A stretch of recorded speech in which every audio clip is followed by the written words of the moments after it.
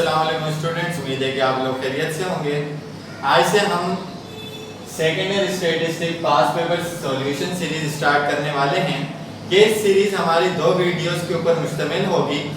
एक वीडियो के अंदर हम पेपर का सेक्शन बी सॉल्व करेंगे और दूसरी वीडियो के अंदर यानी कि दूसरे पार्ट के अंदर हम उसका सेक्शन सी सॉल्व करेंगे, ताकि हमें पता लग जाए कि सेक्शन बी कहाँ सॉल्व हुआ और सेक्शन सी कहाँ सॉल्व हुआ। तो इसको स्टार्ट करने के लिए हमने सबसे पहले जो ईयर लिया है वो है 2018 रेगुलर एंड प्राइवेट का। तो इसके अंदर हम थ्योरी को डिस्कस फिलहाल नहीं करेंगे, उसके लिए एक अलग से वीडियो हम बनाएंगे। हम सिर्फ और सिर्फ कंप्यूटेशनल क्वेश्चन के ऊपर अभी ध्यान देंगे। तो उसके लिए सबसे पहले हमारा जो क्वेश्चन है 2.1 जो था वो थ्योरी का क्वेश्चन था। जैसा कि हमने कहा कि थ्योरी को हम डिस्कस नहीं करेंगे। 2.2 के कंप्लीट द फॉलोइंग टेबल, जिसके अंदर आपको क्लास इंटरवल, फ्रीक्वेंसी, आरएफ यानी कि रिलेटिव फ्रीक्वेंसी दी हुई है और कम्युलेटिव फ्रीक्वेंसी दी हुई है। अच्छा, ऐसा टेबल आपके पास शायद जमाल की जो बुक है आप पढ़ते हो, नॉर्मली आपको पढ़ाई जाती है, तो उसके अंदर भी मिलेगा। पास पेपर में पहले भी ये क्वेश्चन आ चुका है और 2018 में भी आया है। तो आपके पास ये मिसिंग फिगर 1 2 3 4 5 6 और 7, ये 7 फिगर आपने फाइंड आउट करने हैं। अच्छा जी, आप इस टेबल को दोबारा कर लें या अलग अलग करके इन फिगर्स को फाइंड आउट कर लें, कोई मसले वाली बात नहीं है। क्लास इंटरवल में कुछ नहीं करना, वो सारी चीजें मुकम्मल हैं। फ्रीक्वेंसी में 2 वैल्यूज, इसमें 3 वैल्यूज और इसमें 2 वैल्यूज आपने मालूम करनी। अच्छा, अब जैसा कि आप देख सकते हैं कि कम्युलेटिव फ्रीक्वेंसी यानी कि फ्रीक्वेंसी को ऐड अप करवाना, उसको जब आप प्लस करवाते हैं तो ये 27 है। इस 27 में कोई नंबर प्लस तो करवाया होगा, इसी वजह से ये 27 आया। और जो फ्रीक्वेंसी का पहला नंबर होता है वही हम सबसे पहले यहाँ लिखते हैं। इसका मतलब क्या हुआ, वो पहला नंबर यहाँ 21 में प्लस हुआ, तभी क्या आया 27 प्लस हुआ 27 आया। अब हमें वो पहला नंबर मालूम करना है, तो हम यहाँ क्या करेंगे, हम टोटल में से जो उसमें ऐड करवाया था उसको हम माइनस करवा देंगे। तो आपके पास क्या आ जाएगा, 27 माइनस 21 इज इक्वल टू 26। तो हमारे पास 27 माइनस 21 इज इक्वल टू 6। तो हमारे पास यहाँ पर आंसर क्या आ जाएगा 6। तो यहाँ पर भी हम क्या लिख देंगे 6। तो जाहिर सी बात है पहला नंबर 6 लिखा था हमने, 6 में 21 प्लस किया तो 27 आ गया। सही है, तो ये हमारा 2 फिगर हमारे फाइंड आउट हो गए। अच्छा जी, अब ये जो वैल्यूज हैं ये क्या है, रिलेटिव फ्रीक्वेंसी। रिलेटिव फ्रीक्वेंसी का फॉर्मूला क्या होता है, जो फ्रीक्वेंसी आपकी जो single value sum of frequency से डिवाइड होती है। तो इसका मतलब 0.38 किस से डिवाइड हुआ, 0.38 जो आया ये किस नंबर से डिवाइड हुआ, 100 से। तो हम दूसरे पार्ट में क्या करेंगे, 0.38 को इसका एक्चुअल नंबर मालूम करने के लिए 100 से मल्टीप्लाई कर देंगे। तो आपके पास आंसर क्या आ जाएगा, 38 आंसर आ जाएगा। तो हम यहाँ पर लिख देंगे 38। हमने ये दूसरा फिगर फाइंड आउट कर लिया 38। तो अब हमारे लिए आसानी है। अब अगर हम इन सबको प्लस करें, 6 प्लस 21 27 38 और 19 प्लस 16, तो ये हमारे पास जो वैल्यू हो जाएगी, जो टोटल हो जाएगा वो क्या हो जाएगा, 100 हो जाएगा। अब हमारे पास ये 100 हो गया। अब हम इन तमाम वैल्यूज को, मिसिंग फिगर्स को मालूम कर सकते हैं। कैसे, नंबर 3, इस वैल्यू को 6 को हमने डिवाइड किया किससे, 100 से। तो आपके पास आंसर क्या आ जाएगा 0.06। तो आप यहाँ पर लिख लें 0.06। उसके बाद फोर्थ में आप क्या करेंगे, 21 divided by 100 so is equal to 0.21। यहाँ पर क्या आ जाएगा 0.21। तो ये हमारे पास वैल्यूज आ गई 16 डिवाइडेड बाय 100। तो आपके पास आंसर क्या आ जाएगा 0.16। उसके बाद आपकी लास्ट वैल्यू रह गई।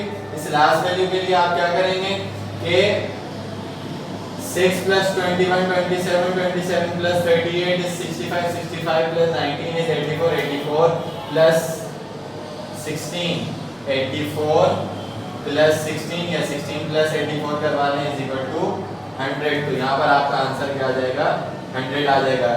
रिलेटिव फ्रीक्वेंसी का आंसर आपका टोटल 1 आना चाहिए, तो इसको टोटल करेंगे तो आपका आंसर 1 आएगा। जाहिर सी बात है, इसका आंसर 100 है तो इसका आंसर 1 ही आएगा।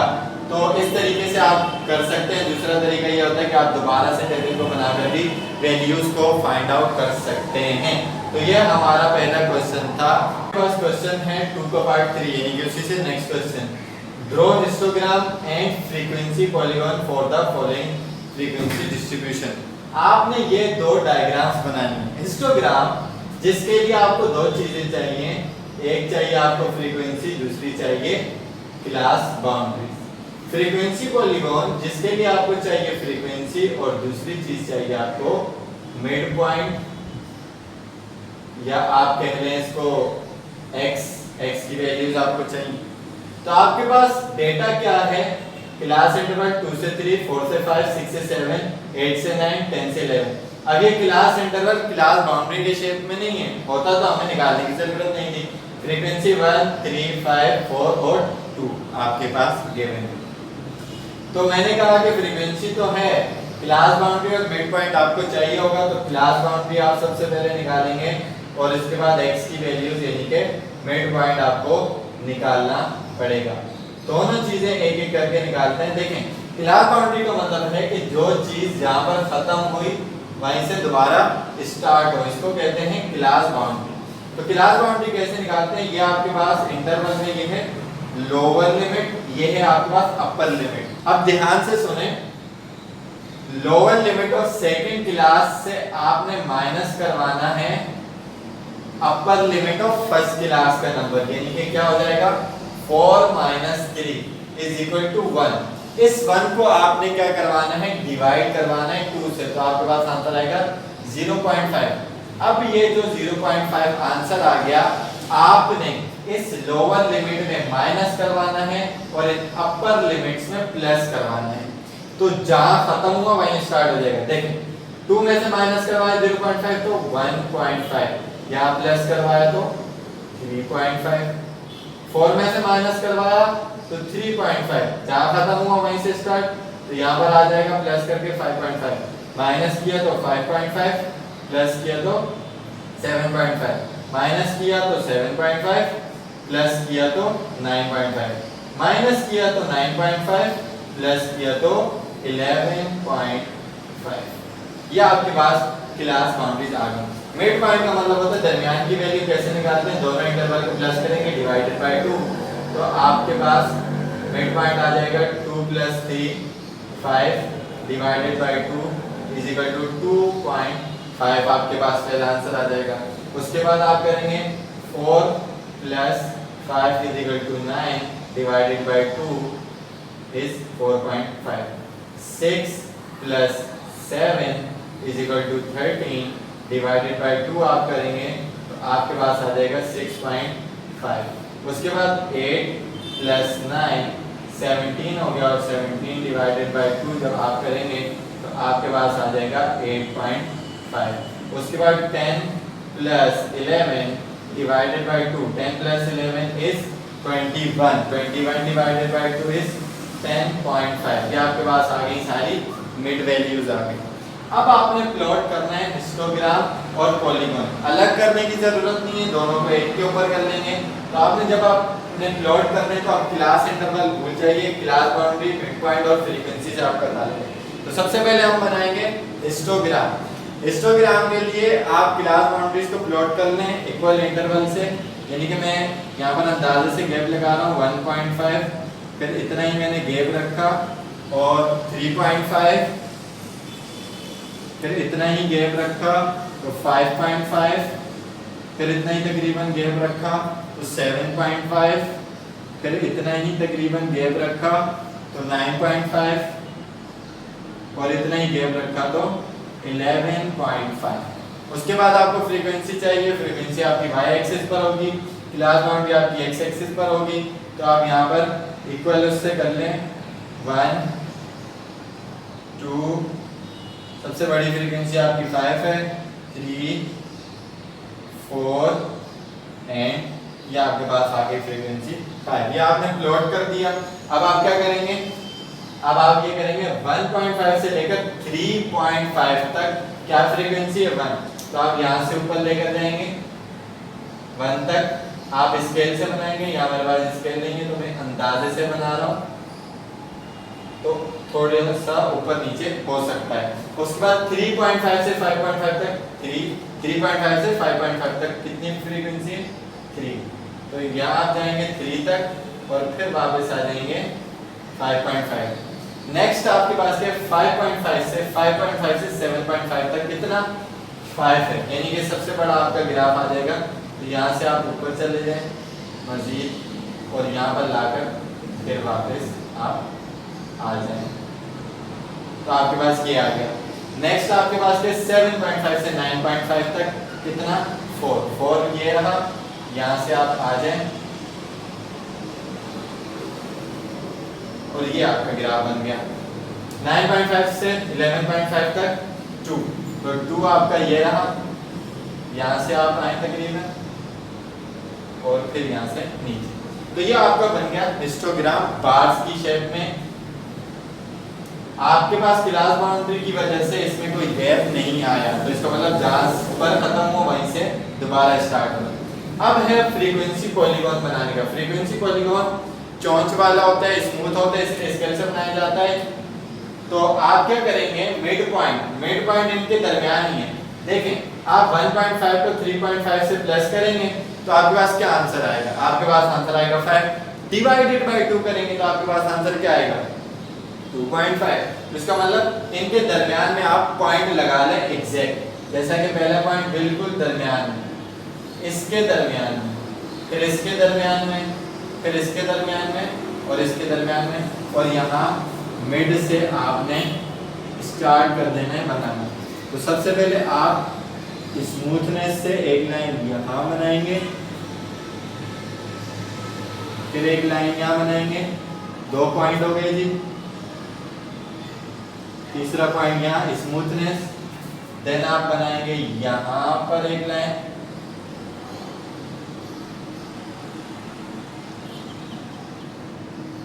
उसके बाद आपने बनानी है नेक्स्ट लाइन यहाँ पर और फिर यहाँ से आप आ जाओगे नीचे।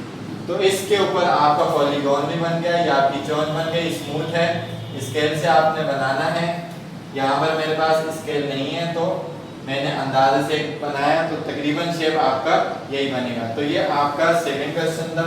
यहाँ पर नीचे आप क्लास बाउंड्रीज लिख देंगे और कहीं कहीं होता है कि टीचर्स बीच में मिड पॉइंट भी लिखवा देते हैं, तो लिखवाने की ज़रूरत नहीं है, ये इसी के अकॉर्डिंग हो जाएगा। आप पॉइंट्स लगा लें बिल्कुल दरमियान में, ये आपका क्वेश्चन कंप्लीट हो गया। अब आपके पास नेक्स्ट क्वेश्चन है सेक्शन 2 यानी कि सेक्शन बी का 4 for the data 101, 102, 103, 104, 105 and y is equal to x minus 100 find x bar and y bar। यानी कि वो आपको x मीन, बार का मतलब होता है मीन, मालूम करने को कह रहा है और y का मीन।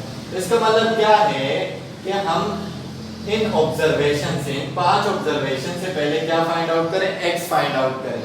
अगर हमें x फाइंड हो जाता है, x की वैल्यू फाइंड आउट हो जाती है, तो हमें y की वैल्यू भी फाइंड आउट हो जाएगी। तो सॉल्यूशन स्टार्ट करते हैं। जैसा कि आपको मालूम है कि हमारे पास जो फॉर्मूला होता है मीन का फॉर्मूला क्या होता है, x bar sum of x upon n। Sum of x यानी कि ऑब्जर्वेशन का प्लस n का मतलब number of observation, x bar का मतलब mean.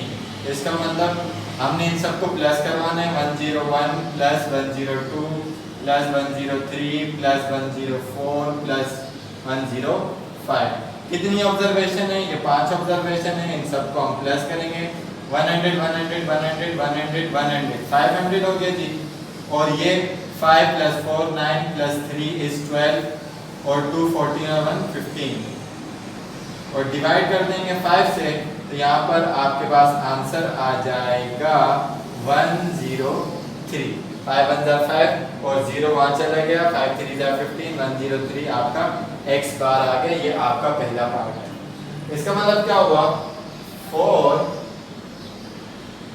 y is equal to, ये x बार है आपके पास, x minus 100 y bar is equal to x आपके पास कितना निकला 103, माइनस कर देंगे 100 से, तो y बार यानी कि y का मीन आपके पास कितना आ गया 103 माइनस 100 इज इक्वल टू 3। ये आपके पास सिंपल सा क्वेश्चन था और बहुत इजीली हो गया, बस आपको एक छोटा सा कॉन्सेप्ट चाहिए।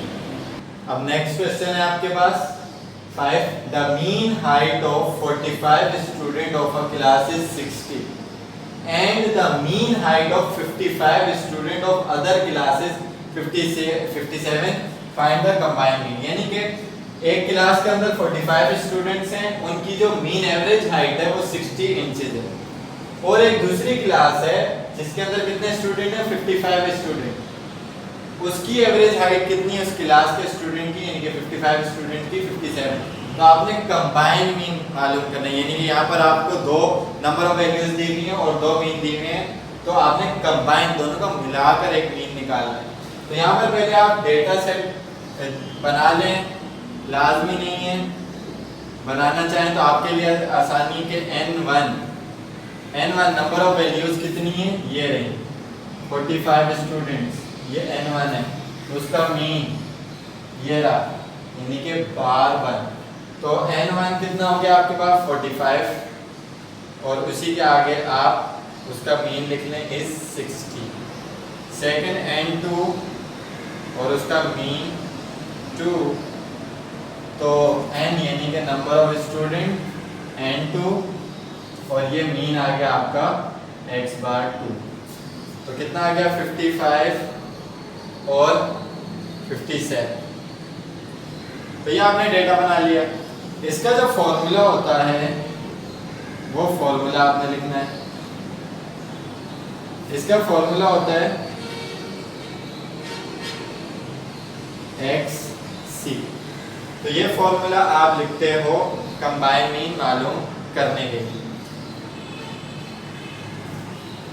आपका कंप्लीट फॉर्मूला क्या होता है कि ये जो नंबर ऑफ वैल्यूज हैं n1 और n2, इनको आप अपाउंड में रखोगे n1 n2 और मजीद n3 n4 n5 जितनी ज़्यादा वैल्यूज होंगी उनको आपने आपस में प्लस करवाना।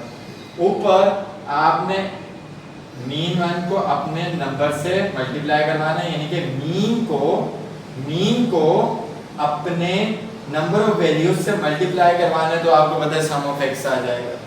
उसको प्लस करवाओगे आप मीन 2 और n2 से, उनको प्लस करवाओगे और टोटल नंबर ऑफ वैल्यूज से डिवाइड करवा दोगे तो आपके पास आंसर आ जाएगा। तो फॉर्मूले में पुट करते हैं, तो x1 यानी कि मीन 1 आपके पास कितना था 60, n1 multiply by 45 plus mean 2 कितना है 57 multiply by 55, n1 45 plus n2 is 55। यहाँ नीचे इन दोनों को प्लस किया 45 प्लस 55 इज, ये तो हो जाएगा 100। 60 मल्टीप्लाई बाय 45 अगर आप करेंगे तो ये आपके पास आ जाएगा 2700 प्लस 57 मल्टीप्लाई बाय 55 आप करेंगे तो 3135 आ जाएगा। इन दोनों को अगर आप प्लस करेंगे 2 और 3 5 हो जाएगा 5000, 7 और 1 835 आंसर हो जाएगा। इसको प्लस करवाने के बाद और जब डिवाइडेड बाय 100 करवाएंगे तो आपके पास कंबाइंड मीन आ जाएगा 58.35। इन दोनों का कंबाइन करके आपके पास आंसर है 58.35। आपके पास नेक्स्ट क्वेश्चन है, क्वेश्चन नंबर 6। कहेंगे two fair dice are thrown together, find the probability that the sum of points on the top of both dice is 9 और 10। ठीक है, चैप्टर नंबर 6 में से प्रोबेबिलिटी के चैप्टर में ये क्वेश्चन है। वो कह रहे हैं कि दो फेयर डाइस, एक जैसी दो डाइस थ्रो की गई एक साथ, फिर क्या हुआ, फाइंड करें प्रोबेबिलिटी किस चीज की, that the sum of points, उन पॉइंट्स की जिनको हम प्लस करें on the top of both dice is 9 और 10। यानी कि जब हम डाइस को थ्रो करेंगे एक साथ दोनों को, उनके ऊपर जो पॉइंट्स आएंगे जिनसे प्लस हो रहा होगा 9 और जिनसे प्लस हो रहा होगा 10, बीच में एक वर्ड आ गया और का मतलब क्या है? एडिशन। ये हमें बताएगा कि इवेंट कौन सा है, म्यूचुअली एक्सक्लूसिव या नॉट म्यूचुअली एक्सक्लूसिव इवेंट है, तो वो हमें बताएगा कि लॉ ऑफ एडिशन अप्लाई होगा। वो और की तरफ इशारा करेगा, यानी कि उसकी निशानी ये है। इंडिपेंडेंट या डिपेंडेंट इवेंट होगा तो वो हमारे लिए जो निशानी एंड देगा वो एंड के वर्ड की देगा। तो यहाँ पर हमारे पास लॉ ऑफ एडिशन अप्लाई होगा। सबसे पहले हमें ये देखना पड़ेगा कि हमारा सैंपल स्पेस क्या बनता है। अब आपको पता है कि एक डाइस के ऊपर कितने नंबर होते हैं? 6 नंबर होते हैं। तो इसके लिए हम फॉर्मूला यूज़ करते हैं कि n की पावर r, n मतलब कितने नंबर हैं? 6 नंबर हैं। r उनको कितनी बार ट्राई किया गया? 2 बार, यानी कि 2 डाइसेस हैं, मतलब एक डाइस को 2 बार आप थ्रो करोगे, 2 डाइसेस को एक साथ एक बार थ्रो करो, सैंपल स्पेस सेम आएगा। 6 की power 2, 6 multiply by 6, sample space कितने का बनेगा? 36 का बनेगा। तो यहाँ पर हम सैंपल स्पेस बना लेते हैं। सैंपल स्पेस हमें बता देगा कि कितने आउटकम्स इसके आने वाले हैं। तो जैसा कि आप देखें कि जब आप डाइस को थ्रो करेंगे तो आपका 1 के साथ एक डाइस पे 1 भी आ सकता है और दूसरे पे भी 1 आ सकता है, फिर 1 के साथ 2 भी आ सकते हैं, एक पे 1 एक पे 2, एक पे 1 एक पे 3, एक पे 1 एक पे 4, एक पे 1 एक पे 5, एक पे 1 एक पे 6। इसी तरीके से आपका पहले 2 आ जाए, फिर 1 आ जाए, 2 आ जाए, फिर 2 आ जाए, 2 आ जाए, फिर 3 आ जाए, 2 आ जाए, फिर 4 आ जाए, 2 आ जाए, फिर 5 आ जाए, 2 आ जाए और फिर 6 आ जाए। फिर ऐसा भी तो हो सकता है कि पहले 3 आ जाए, फिर 1 आ जाए, फिर 3 और 2, 3 और 3, 3 और 4, 3 और 5, 3 और 6। फिर ऐसा भी तो हो सकता है कि 4 और 1 आ जाए, 4 और 2, 4 और 3, 4 and 4, 4 and 5, 4 and 6 भी तो आ सकता है। उसके बाद 5 and 1 भी आ सकता है, 5 and 2 भी आ सकता है, 5 and 3 भी आ सकता है, 5 and 4, 5 and 5, 5 and 6 भी आ सकता है। लास्ट क्या है? पहले 6 आ जाए, फिर 1 आ जाए, 6 आ जाए, फिर 2 आ जाए, 6 आ जाए, फिर 3 आ जाए, 6 आ जाए, फिर 4 आ जाए, फिर 6 आ जाए और 5 आ जाए। और ये भी हो सकता है कि दोनों बारी में या दोनों डाइसेस पर 6 आ जाए। तो ये आपका सैंपल स्पेस में जाएगा 36 नंबर्स का।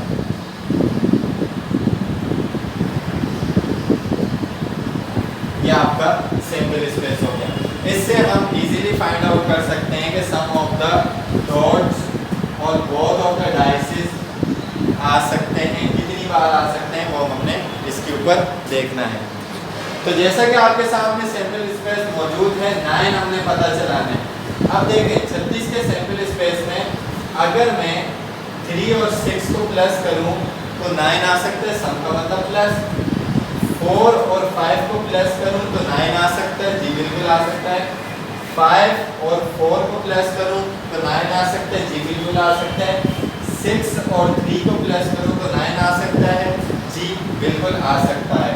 तो मतलब 1 2 3 4 चांसेस हैं हमारे पास इसके सम ऑफ 9 आने के। इसी तरीके से उसने कहा सम ऑफ 10 आ सकता है, जी बिल्कुल आ सकता है। सम ऑफ 10 आने के चांसेस कितने? 4 और 6 को प्लस करें तो ये हमारे पास 10 आ जाएगा।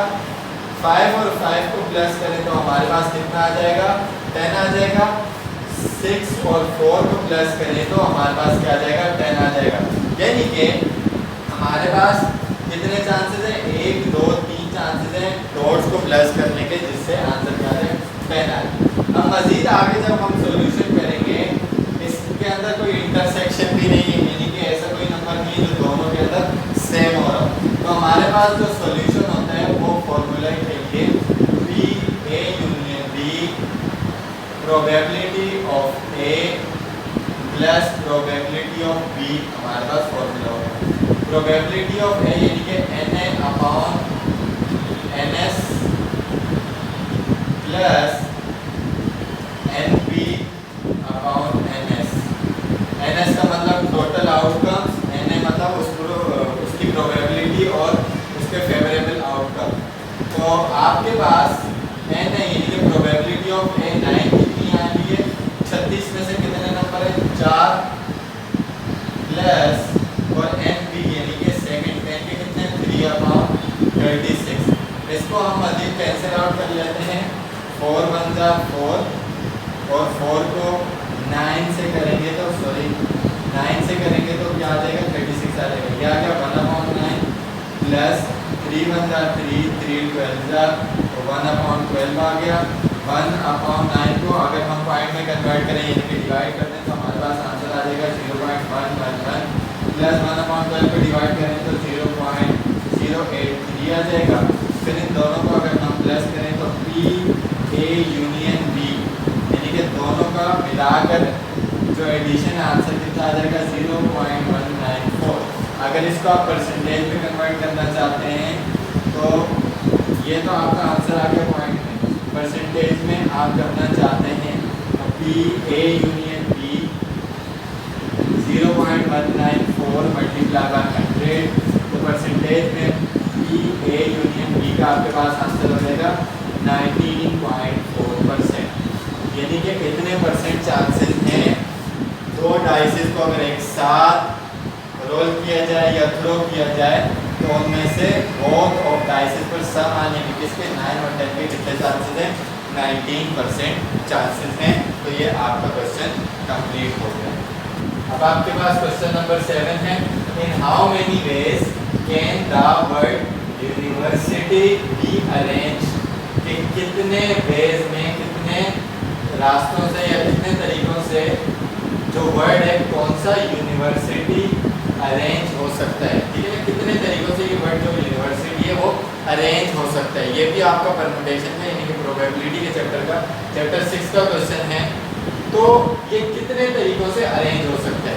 अब देखिए ये जो वर्ड है हमें पता कैसे चलेगा कि इसमें फॉर्मूला कौन सा लगाने, क्योंकि परमुटेशन के तो बहुत सारे फॉर्मूलाज हैं। वर्ड अरेंजमेंट का अलग है, रिपीटेड का अलग है, नॉन रिपीटेड का अलग है। तो इसमें कौन सा फॉर्मूला लगेगा, तो याद रखें कि अगर आपके पास कोई ऐसा वर्ड है कि जिसके अंदर वर्ड दोबारा रिपीट नहीं हो रहा तो उसके लिए आप परमुटेशन का वो फॉर्मूला लगाएंगे जिसमें रिपीटिशन अलाउ नहीं होती, यानी कि n factorial upon n minus r का फैक्टोरियल। जैसे कि मैं वर्ड बोलूं, लिखा हुआ है पास्ट, PAST पास्ट वर्ड, एक वर्ड या एक लेटर दोबारा रिपीट नहीं हो रहा है तो इस वजह से उसमें हम क्या करेंगे कि वो वाला फॉर्मूला लगाएंगे। लेकिन अगर ऐसी सिचुएशन हो कि कोई ऐसा वर्ड हो जिसमें लेटर रिपीट हो रहा है, जैसे यूनिवर्सिटी में आई रिपीट हो रहा है, तो इसमें वो फॉर्मूला हमने नहीं लगाना। तो हमने इसमें वर्ड अरेंजमेंट का परमुटेशन का दूसरा फॉर्मूला लगाया। सबसे पहले हमें ये देखना है कि इसके अंदर वर्ड्स कितने हैं और कौन कौन से हैं। तो आपके पास U है, N है, I है, V है, E है, R है, S है, T है और Y है। ठीक है, इसमें U कितनी बार है, U है एक बार, N कितनी बार है, N भी है एक बार, I कितनी बार है, एक और दो बार, B कितनी बार है, एक बार, E कितनी बार है, एक बार, R कितनी बार है, एक बार, S कितनी बार है, एक बार, T कितनी बार है, एक बार, Y कितनी बार है, एक बार। ठीक है जी, इसको मैं नंबर कह लूँगा कि N1, N2, N3, N4, N5, N6, N7, N8, N9। तो ये नंबर्स अगर मैं गिनूंगा तो हमारे पास N टोटल कितना हो जाएगा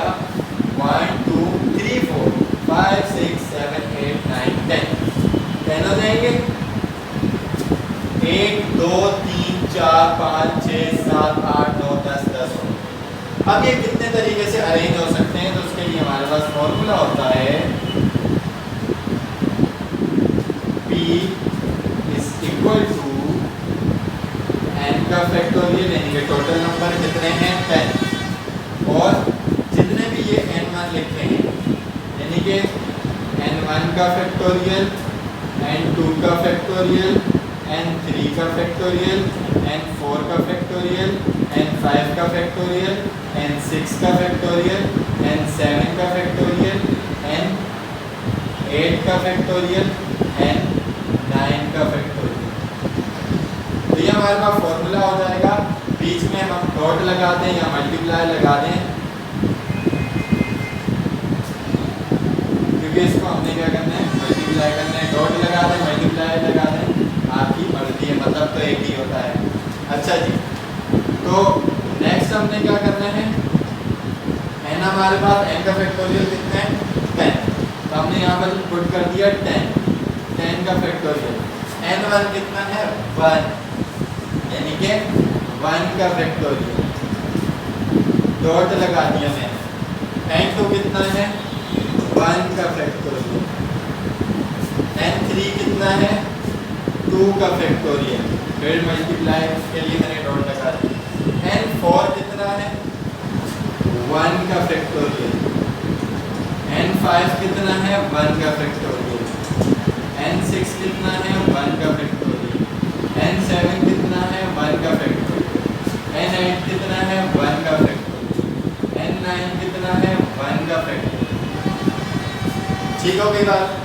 इसके बाद मैं इसको ओपन करूंगा तो 10 का फैक्टोरियल मतलब multiply 10 multiply by 9 multiply by 8 multiply by 7 multiply by 6 multiply by 5 multiply by 4 multiply by 3 multiply by 2 multiply by 1। 1 का फैक्टोरियल 1 ही होता है, 1 मल्टीप्लाई बाय 1 तो 1 ही आंसर आएगा। तो 1 मल्टीप्लाई बाय 1 मल्टीप्लाई बाय ये वाला, फिर 1 का फैक्टोरियल 1 मल्टीप्लाई बाय 1, फिर मल्टीप्लाई बाय ये वाला, 2 का फैक्टोरियल 2 मल्टीप्लाई बाय 1, फिर multiply by 1 multiply by 1, multiply by 1 multiply by 1, फिर मल्टीप्लाई 1 का फैक्टोरियल 1 मल्टीप्लाई बाय 1, फिर मल्टीप्लाई 1 का फैक्टोरियल 1 मल्टीप्लाई बाय 1, मल्टीप्लाई 1 का फैक्टोरियल 1 मल्टीप्लाई बाय 1, फिर मल्टीप्लाई फिर 1 का फैक्टोरियल 1 मल्टीप्लाई बाय 1। तो 1 1 तो 1 ही होगा, 2 का 2 हो जाएगा, तो नीचे आ जाएगा 2। 10 multiply by 9 multiply by 8 multiply by 7 multiply by 6 multiply by 5 multiply by 4 multiply by 3 multiply by 2 multiply by 1। आपके पास ये हो जाएगा 36,28,800 को जब आप 2 से डिवाइड करेंगे तो आपके पास जो आंसर आ जाएगा 2 को करेंगे तो 18, 28 का आधा 14, 8 का आधा 400 आ जाएगा आपके पास आंसर। 18,14,400 तरीकों से आप इस वर्ल्ड यूनिवर्सिटी को अरेंज कर सकते हो। तो यह आपका यहाँ पर क्वेश्चन कंप्लीट हो गया। सेक्शन बी का लास्ट क्वेश्चन है 8। क्या कह रहे हैं, let A and B events in sample space such that probability of A is 3/4, point में बोले तो 0.75, प्रोबेबिलिटी ऑफ बी इज 1/4 यानी कि 0.25 and probability of A union B दोनों की एक साथ कितनी है 5/6 यानी कि कुछ 0.833 करके कुछ बनेगा। तो फाइंड आपने करना है पी ए इंटरसेक्शन बी, ठीक है ना। ये भी प्रोबेबिलिटी का है, कह रहा है कि ए और बी दो इवेंट है सैंपल स्पेस में से जिसमें प्रोबेबिलिटी ऑफ ए कितने 3/4 है, उसका इतना हिस्सा है, प्रोबेबिलिटी ऑफ बी कितना है 1/4 और जो यूनियन है उनका जो आंसर है मिलाकर जो है वो कितना है 5/4। आपने उसके दरमियान का यानी कि प्रोबेबिलिटी ऑफ ए और प्रोबेबिलिटी ऑफ बी इन दोनों इवेंट्स के दरमियान जो सेम चीज़ें इंटरसेक्शन है उस चीज़ को आपने फाइंड आउट करके बताना है। तो पता क्या चले ये हमारे पास कौन सा इवेंट है, नॉट म्यूचुअली एक्सक्लूसिव इवेंट का मतलब पार्ट है। तो उसका जो फॉर्मूला हमारे पास होता है वो फॉर्मूला हमारे पास क्या है, वो फॉर्मूला हमारे पास होता है probability of A union B is equal to probability of A plus probability of B minus probability of A intersection B। तो हमने वैल्यूज को उसकी जगह पुट कर देना, P A union B 5/6, P A जो आपके पास है वो कितना है 3/4 प्लस P B आपके पास कितना है 1/4 minus P A intersection B आपको मालूम नहीं है, वही तो मालूम करना है। तो इसको आप क्या कर लें, अरेंज कर लें, जो चीज़ मालूम करनी है उसको इधर लें, इसका आंसर आपके पास मौजूद है, आप इसको वहाँ पर लेकर चले। तो आपके पास कंडीशन कुछ इस तरीके से बन जाएगी कि ये माइनस के यहाँ का प्लस हो जाएगा, P A इंटरसेक्शन B और यहाँ पर 3/4 प्लस 1/4 माइनस ये क्या था प्लस का, तो वहाँ जाकर माइनस का 5/6। अब आप अपनी आसानी के लिए 3/4 को डिवाइड करवाएंगे तो 0.75 प्लस 1/4 को डिवाइड करेंगे तो 0.25 माइनस 5/6 को डिवाइड करवाएंगे तो 0.8333 आता जाएगा, तो आप दो भी 3 लिख लें। इन दोनों को आप प्लस करें और इसको आप करवा दें माइनस, तो जब आप माइनस करवाएंगे तो आपके पास आंसर आएगा 0.167, आपके पास आंसर आ जाएगा P A इंटरसेक्शन B का। तो अगर आप इसको परसेंटेज में कन्वर्ट करना चाहते हैं तो आप क्या करें, यहाँ पर मैं कर देता हूँ अलग से, P A intersection B 0.167 multiplied by 100 then it equal to 16.7%। इतना इनका क्या था, इंटरसेक्शन था, सिमिलैरिटी थी। तो ये आपके पास आंसर क्या हो गया है, फाइंड आउट हो गया है। तो इसको यानी कि 0.167 को आप एक्चुअल फॉर्मूले में यहाँ पर रख कर देखेंगे तो आपके पास सेटिस्फाइड कंडीशन यही वाली आ जाएगी। तो यहाँ पर आपका सेक्शन बी कंप्लीट हो गया, इसके तमाम क्वेश्चन कंप्लीट हो चुके हैं। फिर भी अगर आपको कोई बात नहीं समझ आती, किसी चीज़ में कंफ्यूजन है तो आप कमेंट सेक्शन में क्वेश्चन पूछ सकते हैं।